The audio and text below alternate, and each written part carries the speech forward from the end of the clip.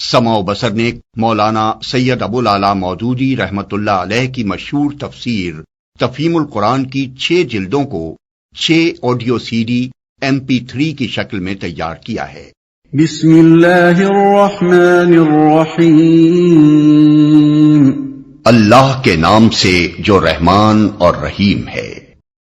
بنی اسرائیل کم آتیناہم من آیت بینہ ومن يبدل نعمت اللہ من بعد ما جاءته فإن اللہ شدید العقاب۔ بنی اسرائیل سے پوچھو کیسی کھلی کھلی نشانیاں ہم نے انہیں دکھائی ہیں، اور پھر یہ بھی انہی سے پوچھ لو کہ اللہ کی نعمت پانے کے بعد جو قوم اس کو شقاوت سے بدلتی ہے اسے اللہ کیسی سخت سزا دیتا ہے۔ اس سوال کے لیے بنی اسرائیل کا انتخاب 2 وجوہ سے کیا گیا ہے۔ ایک یہ کہ آثار قدیمہ کے بے زبان کھنڈروں کی بنسبت ایک جیتی جاگتی قوم زیادہ بہتر سامان عبرت و بصیرت ہے۔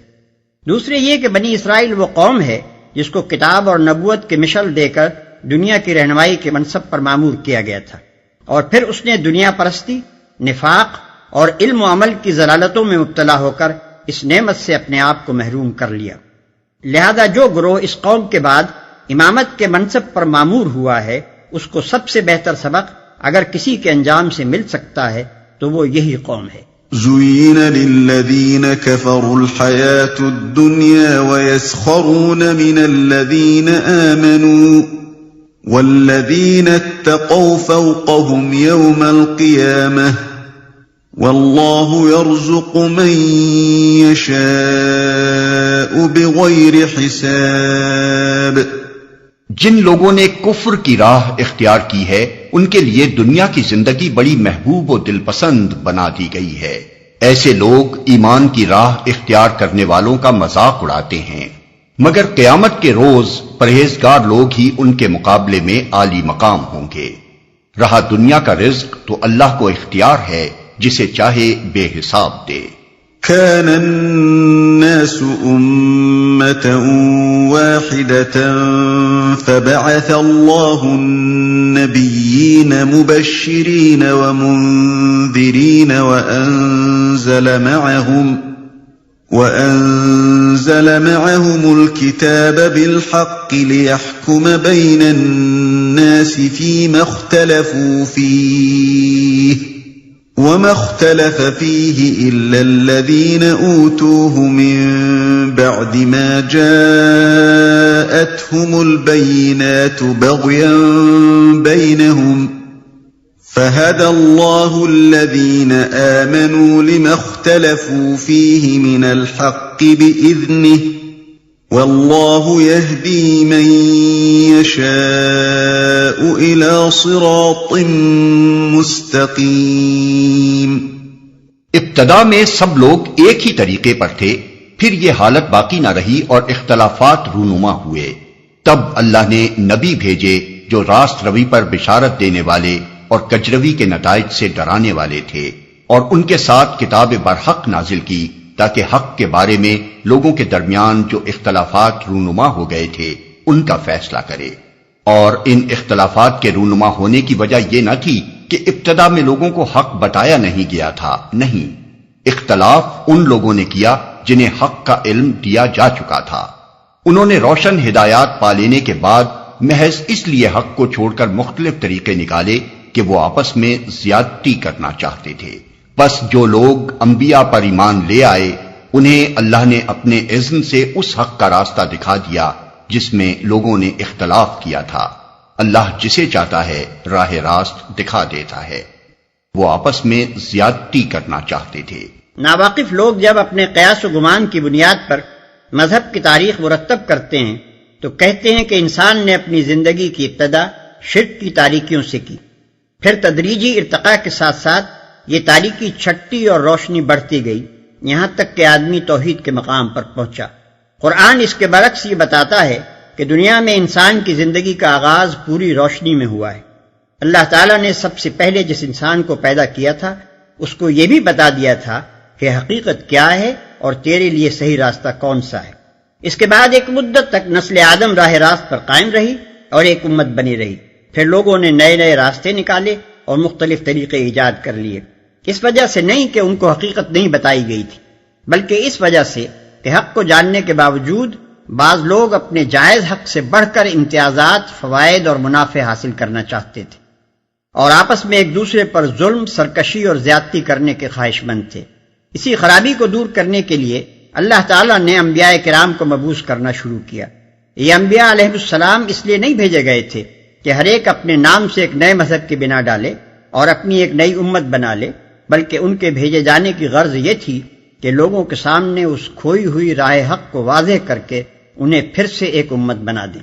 ام حسبتم ان تدخلوا الجنة ولما يأتكم مثل الذين خلوا من قبلكم مستهم البأساء والضراء وزلزلوا حتى يقول الرسول والذين آمنوا معه متى نصر الله ألا إن نصر الله قريب. پھر کیا تم لوگوں نے یہ سمجھ رکھا ہے کہ یوں ہی جنت کا داخلہ تمہیں مل جائے گا، حالانکہ ابھی تم پر وہ سب کچھ نہیں گزرا ہے جو تم سے پہلے ایمان لانے والوں پر گزر چکا ہے. ان پر سختیاں گزریں، مصیبتیں آئیں، ہلا مارے گئے، حتیٰ کہ وقت کا رسول اور اس کے ساتھی اہل ایمان چیخ اٹھے کہ اللہ کی مدد کب آئے گی. اس وقت انہیں تسلی دی گئی کہ ہاں اللہ کی مدد قریب ہے. پھر کیا تم لوگوں نے یہ سمجھ رکھا ہے؟ اوپر کی آیت اور اس آیت کے درمیان ایک پوری داستان کی داستان ہے جسے ذکر کیے بغیر چھوڑ دیا گیا ہے، کیونکہ یہ آیت خود اس کی طرف اشارہ کر رہی ہے. اور قرآن کی مکی صورتوں میں جو سورہ بقرہ سے پہلے نازل ہوئی تھیں، یہ داستان تفصیل کے ساتھ بیان بھی ہو چکی ہے. انبیاء جب کبھی دنیا میں آئے، انہیں اور ان پر ایمان لانے والے لوگوں کو خدا کے باغی و سرکش بندوں سے سخت مقابلہ پیش آیا، اور انہوں نے اپنی جانیں جوکھوں میں ڈال کر باطل طریقوں کے مقابلے میں دین حق کو قائم کرنے کی جد و جہد کی. اس دین کا راستہ کبھی پھولوں کی سیج نہیں رہا کہ آمنا کہا اور چین سے لیٹ گئے. اس آمنا کا قدرتی تقاضا ہر زمانے میں یہ رہا ہے کہ آدمی جس دین پر ایمان لایا ہے اسے قائم کرنے کی کوشش کرے، اور جو طاغوت اس کے راستے میں مزاحم ہو اس کا زور توڑنے میں اپنے جسم و جان کی ساری قوتیں صرف کر دے. يسألونك ماذا ينفقون قل ما أنفقتم من خير فللوالدين والأقربين واليتامى والمساكين وابن السبيل وما تفعلوا من خير فإن الله به عليم. لوگ پوچھتے ہیں ہم کیا خرچ کریں؟ جواب دو کہ جو مال بھی تم خرچ کرو اپنے والدین پر، رشتہ داروں پر، یتیموں اور مسکینوں اور مسافروں پر خرچ کرو، اور جو بھلائی بھی تم کرو گے اللہ اس سے باخبر ہوگا. كتب عليكم القتال وهو كره لكم وعسى أن تكرهوا شيئا وهو خير لكم وعسى أن تحبوا شيئا وهو شر لكم والله يعلم وأنتم لا تعلمون. تمہیں جنگ کا حکم دیا گیا ہے اور وہ تمہیں ناگوار ہے. ہو سکتا ہے کہ ایک چیز تمہیں ناگوار ہو اور وہی تمہارے لیے بہتر ہو، اور ہو سکتا ہے کہ ایک چیز تمہیں پسند ہو اور وہی تمہارے لیے بری ہو. اللہ جانتا ہے، تم نہیں جانتے.